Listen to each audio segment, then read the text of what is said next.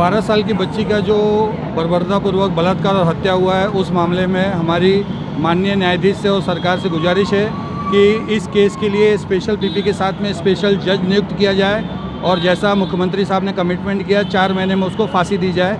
इस मांग को लेकर हम लोग शांतिपूर्वक यहाँ पे खड़े।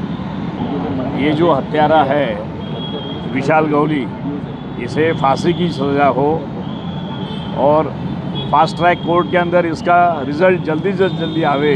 3 महीने के अंदर जो हिसाब से मुख्यमंत्री जी ने कहा है वो हिसाब से रिज़ल्ट आवे।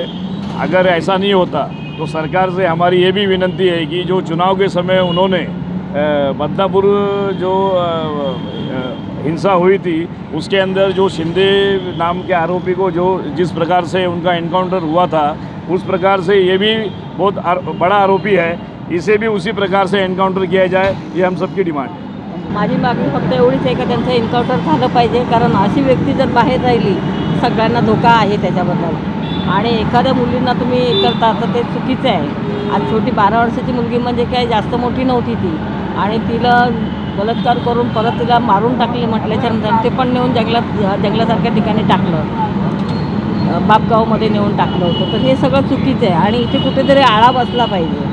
माझं नाव अनुज मिश्रा आहे। माझं सरकारतर्फे हेच मागणं आहे की जसं तुम्ही बदलापूरमध्ये न्याय केले तसंच या कल्याणमधल्या मुलीला न्याय द्या, कारण आमच्या कल्याणमधले सर्व लहान मुली आहेत। तुम्हाला एक व्हिडिओ क्लिप मी दाखवतो आहे जिथे कल्याण ईस्टमध्ये लहान मुलींमध्ये रेप फोबिया झालं आहे। कल्याण ईस्टमध्ये मुलींना रेप फोबिया झालं आहे। आता मुली म्हणतात की आम्ही सुसाईड करणार, हे बघा आत्महत्या करणं पडेगा।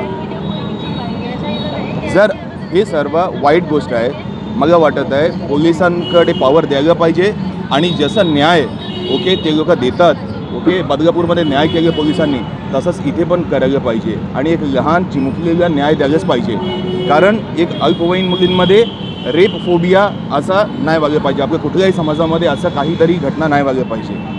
कोणार्क, अपना शहर अपनी बातें।